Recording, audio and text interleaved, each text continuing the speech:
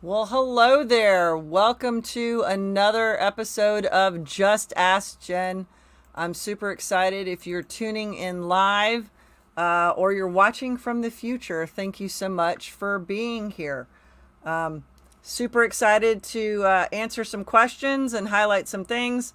Um, so let's dive in here. If this is your first time tuning in, my name is Jennifer Hall, and I'm an educational technology specialist for Atlanta Public Schools.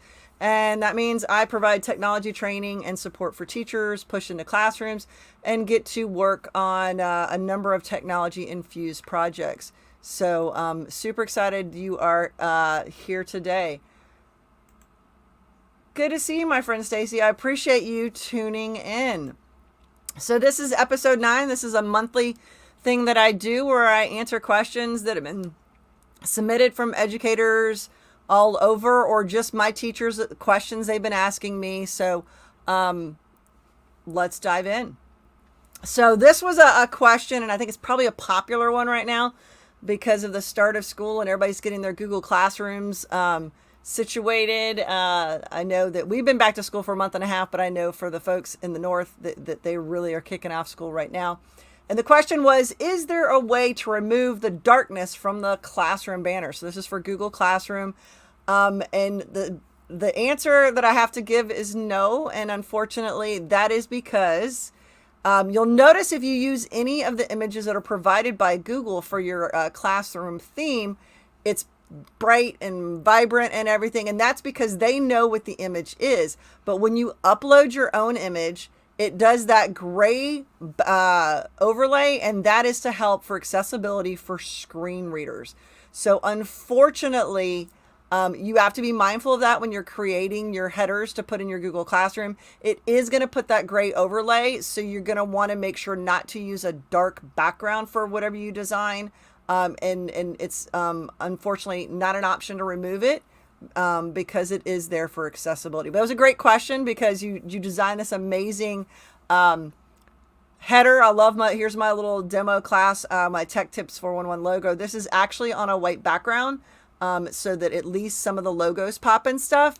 But yeah, that is the reason that it is grayed out, is for accessibility. But it was a great question. I know a lot of teachers have that as they're creating their Google Classrooms.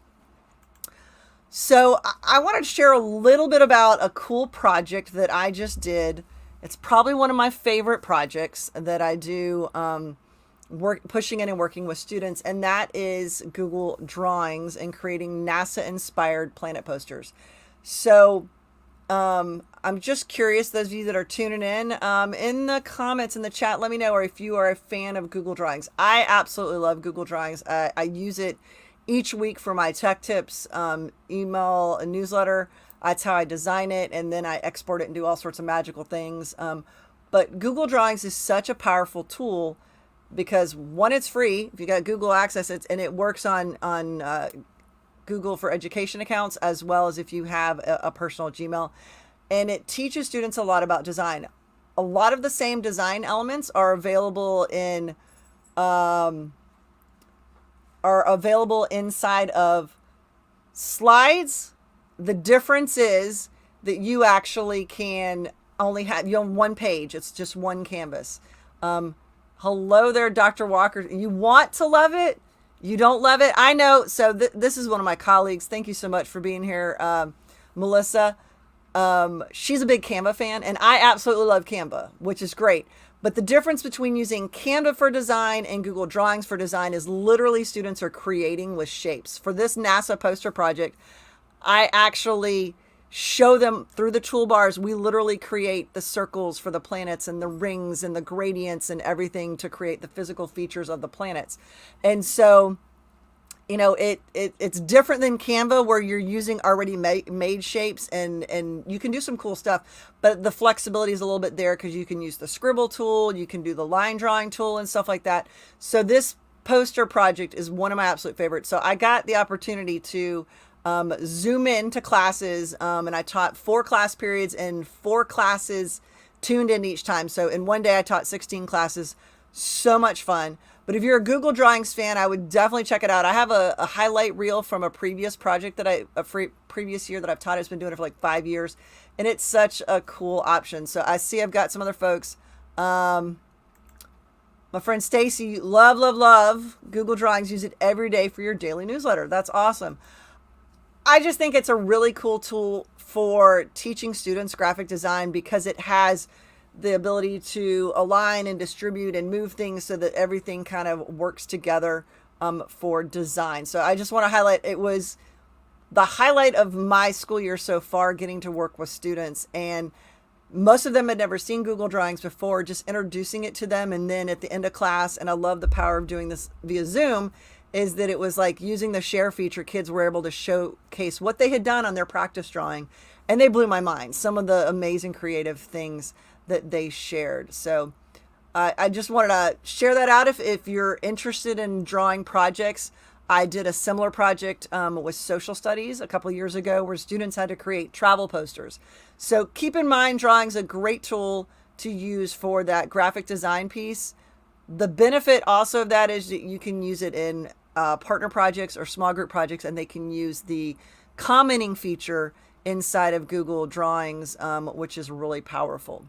So I'm glad we got a couple of Google Drawings fans here tuning in. And Dr. Walker, give it a chance. Give it a chance. I also had the opportunity to meet with another teacher. That the email that I received was, I'd love to discuss some ideas for doing morning announcement student news. That was the question. I just want to discuss some ideas. So had a great planning session with a new teacher at one of my schools. And we started with, last year during the pandemic, we used Flipgrid.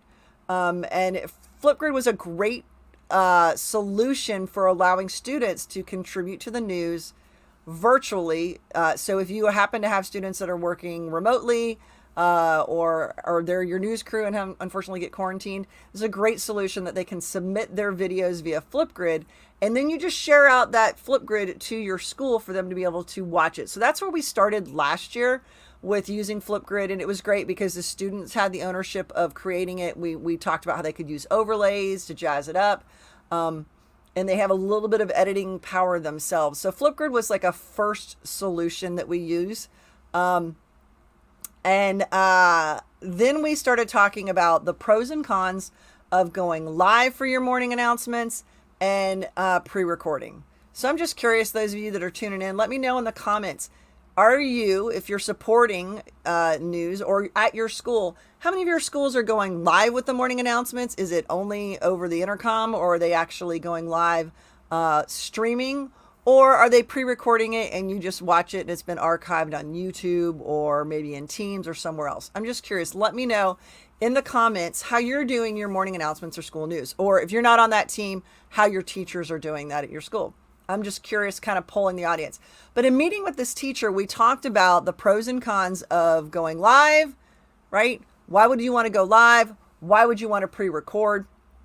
And so I explained, in my opinion, that pre-recording sets the bar a lot higher. That's where if you are pre-recording, the expectation is you've edited, you've fixed your mistakes, you've done more than one take on something, and you've got the best product, which is great if you have a class where they can work on that. And the heavy lift is not for the teacher to do or the adult that's supporting the news, but actually the students are doing that heavy lift.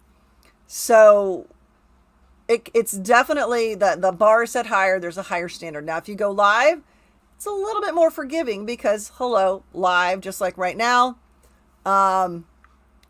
Thank you so much. So Antonetta says, my principal pre-records the morning amounts in our virtual school. Okay, good to know. So the principal does the announcements and pre-records them. Awesome. So was saying that, if you go live, then the onus is on the children to run it. You have producers, you have behind the scenes folks, you have the on-camera talent. And if there's flubs, there's flubs. Like here I'm going live streaming and fingers crossed all things are going to go well, but we know it could go wrong. So we talked about the pros and cons of that and what the schedule and the time allowed for it. And I have one school that a couple years ago, prior to the pandemic, started live streaming, and they had a news crew that came in the morning. Everything was already set. They had a dedicated studio. They came in. It was turnkey. It was literally turn it on, everything's set. We've got our teleprompters, everything. They went live. Literally, the adult was there to supervise. It was fantastic. We got them up and running. I've had other schools that they do a lot of pre-recording, and then the adult had to spend a lot of time on the editing just because of the timing, the way it worked out. And then now I'm trying to get, now that we're back in the real world, get teachers to participate and let students run the show. So that's kind of where we are. So I'm actually using a tool called StreamYard. It's a web-based live streaming tool. And so this teacher and I went through the process of how you can use it. And one, you can use StreamYard for free. I have the paid version, which gives me some options like having my cool little logo up there, the Just Ask Jen. But you can try it for free, and it gives you the opportunity to have students be in the studio. And for free, you can have 6 people in there, and you can live stream from any device that has a webcam, even including your mobile device, which makes it really powerful for students to be able to do like on location reporting.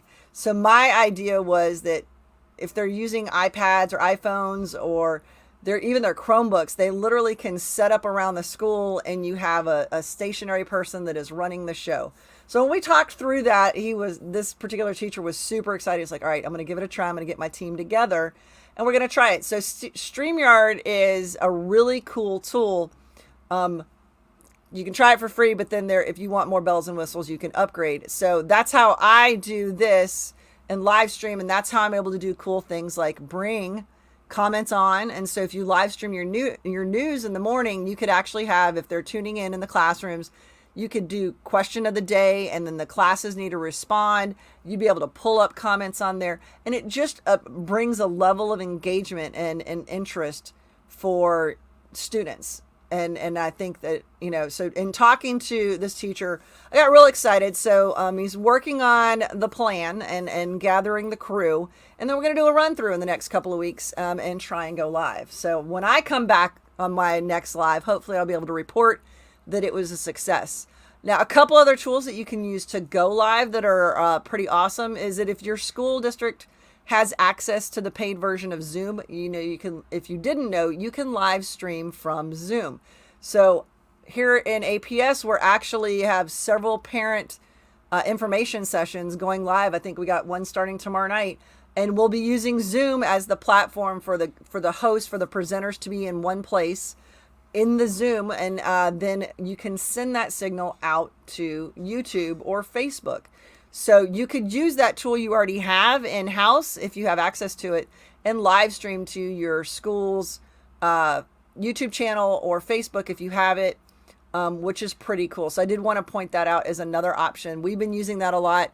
We were using StreamYard for at the beginning of the pandemic before we started using Zoom in our district.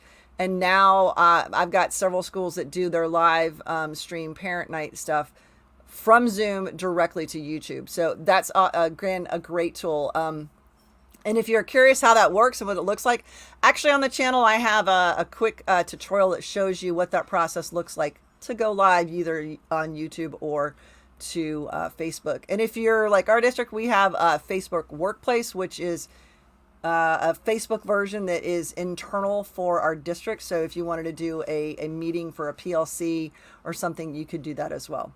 And the last tool I wanted to mention is Open Broadcaster, which is OBS.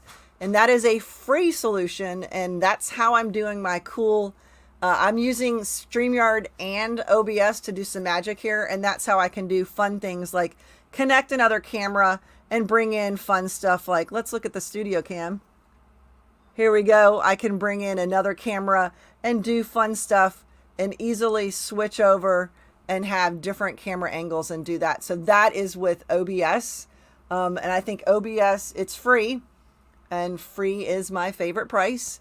And it allows you to use it, one, to do live streaming to YouTube or Facebook or even Twitch if you wanted to do that. Or you can use it as a screen recorder to do some engaging screen recordings to share out as well. So a couple of tools for morning announcements, school news, just trying to keep your school community in the know. I wanted to point those out. It was a great session with this teacher, and I can't wait to see how it goes. And I'll report back in an upcoming episode of how it goes starting to live stream. I had all these great ideas because StreamYard and live streaming, even with Zoom, allows you to stream school events as we start to get a little bit more back to normal with events, and then you still can connect to those folks that can't make it face to face. I wanted to highlight my EdTech tip of the week this week. So if you're not already a subscriber to the Tech Tips 411, please do subscribe. I send that out each week on Tuesday, and it has an EdTech tip and a Chrome extension and a digital resource you might be interested in, and what is my favorite of the week, which I revisit some of my favorite things, or my favorite tools have updates. But this is a new one, and it's Whiteboard, not whiteboard, but this is a free web-based whiteboard app that is so simple and requires no login, no account required, and you can even have a room where people actually participate in it together. So I wanted to show you this. I just thought it was super cool because the tools are very, very intuitive, and it's super slick and easy. So I'm going to hop over here, and we're going to check it out. So this is actually the whiteboard. I'm going to grab this link and actually drop it in the chat. So if you want to grab it and you want to open up your own. So this is it. Super straightforward. Here are the tools. So I've got a pen so I can actually draw my little circle. There we go. And if you are fortunate enough to have a Wacom tablet, this is I'll show you all this, and then we'll do a little drawing here. And I'm terrible at drawing on whiteboards, so don't judge. But this is a Wacom tablet that plugs in to your computer. It will work on PC, Mac, and I'm gonna try it on my Mac. It works on Chromebooks, great for kids. But it literally is a stylus type pen and a board, and so I actually can now notice how much smoother that is. And I'm writing back. I've turned it upside down. That helps, Jen, if you turn it the other way. There we go. Let's see here. Let me use my little eraser here. Let's clear this out. And I do a little bit better. I am so not a Picasso. No judgments here. But I can use... There we go. Put that pen on there. Oh, thank you, Antoinette. You saw that I posted this one on Twitter. Yeah, I did. I shared it out. I just thought it was super cool because it was so user-friendly. So I can use the pen with the tablet. Don't have to have that. This would be a great option for your students that don't need to log into a whiteboard, and you just want them to have simple tools for an activity, and they have touch devices. So in our district, we've got the new Chromebooks that are touch, so you could use the pen. I can draw lines. So if I was trying to do a graphing activity, so I'm going to draw my line here. My line just went away. All right. I can use some arrows. I can choose the width of my stroke. So I've got a couple of options. I can choose my stroke, and I can even choose color. So it's hidden under the hood. You remember, you always got to click on things and find the more. Oh,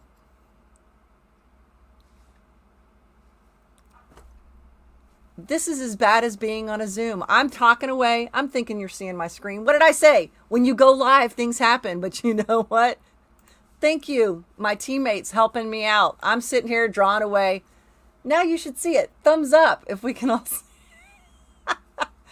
Oh, it's been a long day. So now let me refresh this. Let's just start over. Scratch that little error in the beginning. So Wacom tablet, writing on the screen. We can use those different arrows. I can clear my screen. I've got a pen so that I can write here. All right, I've got lines, arrows, width. I can choose the width of it. And now I'm going to go to the stroke. I can pick the color. So actually, if I want things to be in a certain color, we'll go blue. We'll go back to my pen line. And so now I can actually use my favorite blue.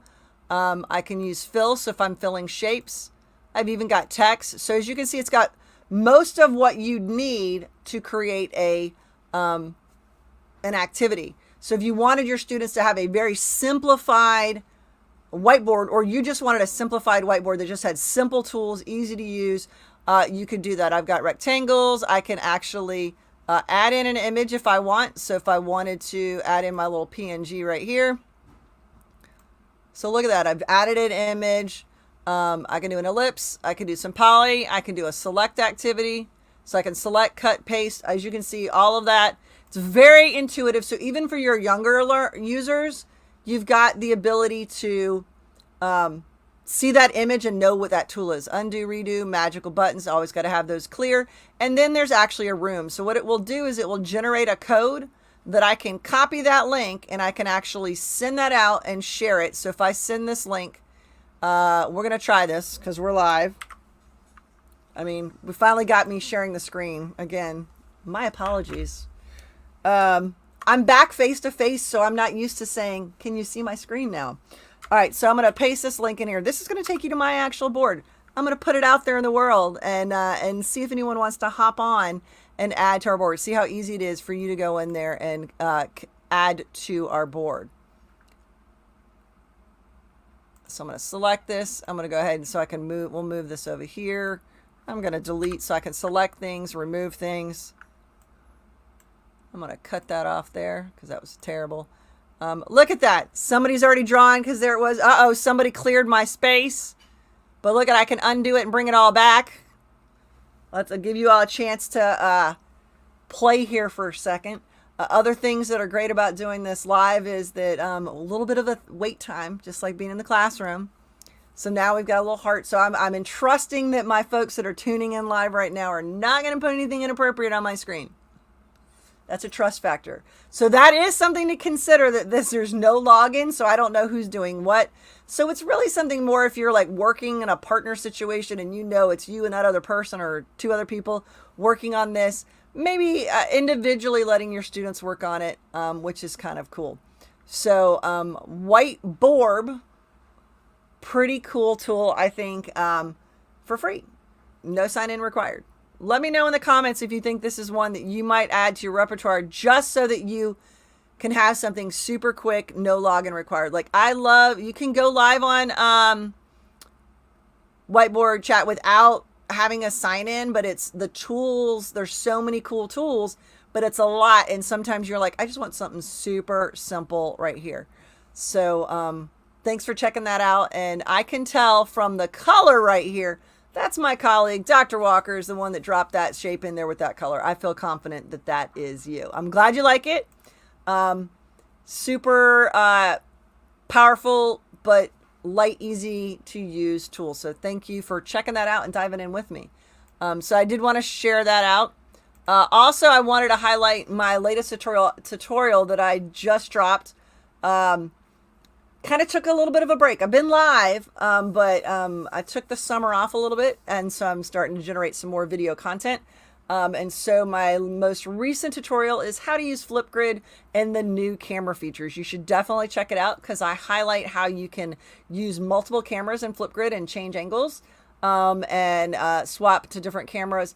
How you can use the new backdrop feature, and you can even do screen records with you on camera. Make yourself, I can be a little mini Jen in the corner for tutorials. In fact, I had a great session working with a teacher today to highlight how to make tutorials using the new backdrop feature. So I loved Flipgrid before. I've been hoping. Oh, thank you, my friend. I'm glad that you checked it out, that it was a good one. I tried a couple of new things, but it's such a powerful tool. Loved Flipgrid before. But the fact that my one thing was, I'm like, I need a green screen option. And what they've done is they've made it, the backdrops do not require you to have a green screen. It works like the zoom function if you've used the virtual background or Teams, how it removes it. And it's super powerful and works awesome. Now that backdrop feature only works on the web version. It does not work on a mobile device, but on the mobile device, you get some cool extra filter effects like you would have on Instagram and Snapchat that you won't have on the computer. So there's kind of a little bit of a balance. It depends on if you know your students need to be able to do that backdrop feature, they're going to want to do it on a desktop, whether it's a Chromebook, a PC, or Mac. All right. So I'm gonna poll the audience here. I'm working on a project, and this is hilarious because my teammates here tuning in with me. Working on a project for best practices for professional learning. So I have a question for those of you that are, if you're tuning in live, drop the comments in the chat. If you're watching from the future, I'd still love to see this, but you're helping me with my homework a little bit. But what are your best tools, strategies, and ideas for engaging in effective professional learning? What are the things that you look for? What are the things that stand out when you're especially participating in virtual trainings? We've been doing it for a year and a half. What were some things that you saw, whether it was a tool, a strategy, or an idea that you were like, that's made me pay attention? That was something I thought was really good. I needed to do that. It became part of your practice if you were delivering PD. I'd love to know. Drop that in the comments. If you're watching from the future, I'll be checking the comments soon. I do have my homework is due this week, but I am working on a project and a module, kind of a little mini PD project, highlighting best practices, especially for professional learning that is being done virtually. What are those best practices? What are those best tools that really make your PD engaging? And what are some tools that help you level up? Like, what, like kind of what's the baseline? This is good. What makes it great? I love it. All right. Thank you for that. Using Mote to amplify student voice and learning. Mote is really cool because of the fact that you can do those voice note recordings. For those that are not familiar with Mote, it lets you do voice recordings, and you can actually drop it into Google Docs, into Google Classroom. I think you can even add it to forms to give that feedback for students, and even students can reply as well. So it's that ongoing voice conversation. It's kind of like Flipgrid is that video tool. Mote is becoming that audio tool for that amplifying student voice. Although we'll say that Flipgrid does have the option to do a mic only and not be on camera, but it's only an audio file from Mote. So thank you for sharing that. So again, wondering what those best tools, strategies, and resources that are, and ideas that you think stand out. So I'm going to be watching for those comments. Please share away, because we're always sharing is caring, and we learn from each other. And I'm always seeking to improve how I'm facilitating online learning, or even doing these live streams. What makes it engaging, and what are those best tools? All right, let's see here. Melissa helping me with my homework. Chunking with lots of opportunities for active participation. Exactly. Loving that. Chunking it and active participation. Agreed. Awesome. So thank you for those of you that are going to drop those brilliant nuggets of insight in the comments. Looking forward to those. Shameless plug. I have an upcoming session. The real world is happening. Some conferences are still virtual. Others are pivoting to virtual because of the increased number of COVID cases, sadly. But as of right now, there will be a face-to-face opportunity if you are in Georgia or want to come to Georgia. I am super excited that I will be a featured speaker at GATC this year. That is the State of Georgia's Educational Technology Conference. I've attended for years. Super excited. I've presented over the years, but this is the first time serving as a featured speaker. So shameless plug, if you're coming to Georgia or you're in Georgia and you're interested, check that out and come see me. Want to highlight that I put a bunch of new resources on techtips411.com, updated some search opportunities. So if you're not exploring resources on my site, please do. And there is, if you go to techtips411.com/distance, a lot of resources that support our distance learning or hybrid, because as we know that as students are having to quarantine and go home, we're going to have to revert to some of those strategies and resources. My goal this year in working with teachers is going to be to emphasize all of that amazing stuff that they did during remote and distance learning over the last year and a half were amazing strategies that can be employed in the real world with face-to-face learning.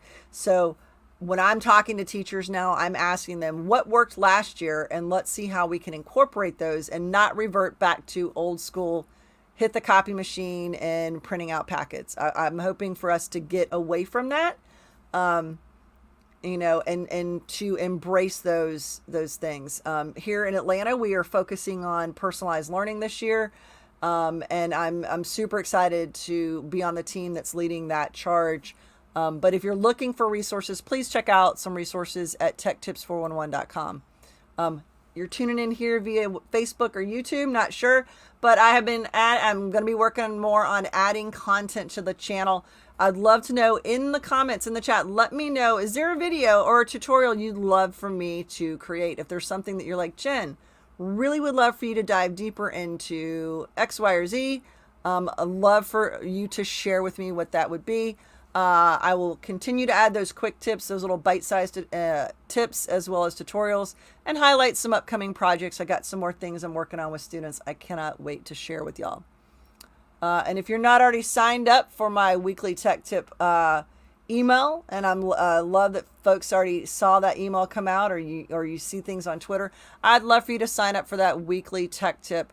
All of these links are in the description of the video right now, so you can check those out if you need any of those links. And last but not least, all of the good stuff that I'm sharing each week in my tech tips and that I add to my website, I'm also putting it in the mobile app, so you can access all of this in the palm of your hand. So would want to always give a little shout out to the mobile app, and that is actually an app I created with a tool called Glide Apps. And it's an app completely code-free for me. I did no coding. It was created with a Google Sheet, and it is absolutely magical that I'm able to create with a Google Sheet. So check it out. If you're just, if anything, just curious, how can you make an app with a Google Sheet? So the link is in the description of the video as well. So I so appreciate that you have tuned in for episode 9 of the Just Ask Jen series.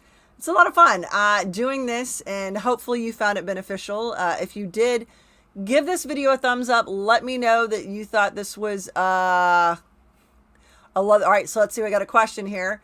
Could you do a tutorial on Google Drawings, ways we can use this tool with our students? That would be greatly appreciated. Antonetta, thank you for that request. I will do some more on Google Drawings, but I actually have on the channel a tutorial. If you search, and I'm going to show you all this just because I think it's kind of cool. This was a tip that, and this is going to be weird because I'm going to see myself here live. It's going to be the Matrix.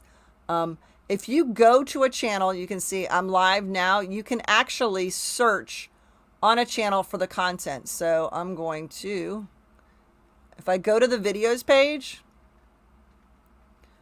I can see what's been most recently updated, and I can actually search on this particular channel and say, hey, Jen, I want to see it. So look for my Google Drawings ones. I've got some, and I've even got one that's student facing that actually has it's literally me showing the kids how to do the NASA poster project, and I go through it step by step.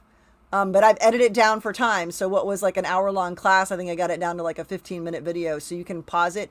And I would love for you to actually share that with your kids. It's completely fine for you to show it to the kids and have them go through the steps.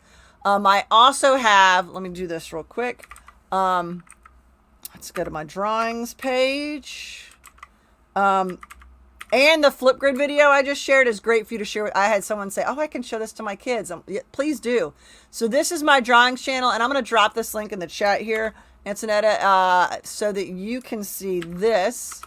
If you go on here, there's my ideas. This is how to use Google Drawings. This is an in-depth tutorial. And then I also have, here's the why, which ones you should use. Should it be slides, drawings, or Jamboard? You can dive in here, and there's that planet poster project. So this walks you through the lesson. So you can watch this. Please feel free to share it with your kids. I promise it's fine. Here's some of those examples of previous projects. But I also wanted to point out that right here, these are called my Get Going with Google Drawings tasks. I've got 5 tasks that your students, these are animated GIFs that show you how to use tools. So inserting and modifying an image, adding word art, using shapes and lines, creating an emoji, which gets them to use the different shapes and drawing tools, and creating a meme so that they can just add images. So all of those are different activities you can have your students do. So you could say, hey, y'all, here's your task. Try this one today. And so that is, and if you go to this link right here, it takes you to, if all goes well, a template that you can share with your kids with all 5 tasks for them to complete. So you can do it for practice and your students can use it for practice. And that is on my Google Drawings page. Scroll down to the bottom and check that out. So hopefully that helps. But you're right. I could do some more Google Drawings tutorials, just kind of some tips and tricks. I would be happy to do that. So thank you so much for that request there, Antonetta. I appreciate it. All right. So I'm watching to see if there's any more exciting or burning questions in the chat. I think we're going to come to a close here on today's episode, but hopefully you found this beneficial. For those of you that have tuned in live, those of you that are watching from the future, thank you so much for your time. I love doing this, and if you find this beneficial, let me know in the comments. Yes, keep doing the Just Ask Jen. I'm only doing it once a month, but if you find it beneficial, I'd love to know. I'm glad you think it's wonderful. Thank you so much. Sharing is caring, so please share it out, share it with the kids. And a bonus tip while I'm on my channel here, I'm like hopping around here. I actually have a student space. If you go here on Tech Tips 411, if you go to the student space, this is a front-facing page for kids with tips for them. There's a Google Junior training series, which is all tips and tricks for Google tools. I got APS, for us is the Zoom authentication, but presentation tools they might want to use, video production tools, how to use different tools, and stop motion, as well as that Google Drawing. So these are front facing for kids, and then apps and extensions that students might want to use that will make their lives a little bit more organized or productive, or just more creative.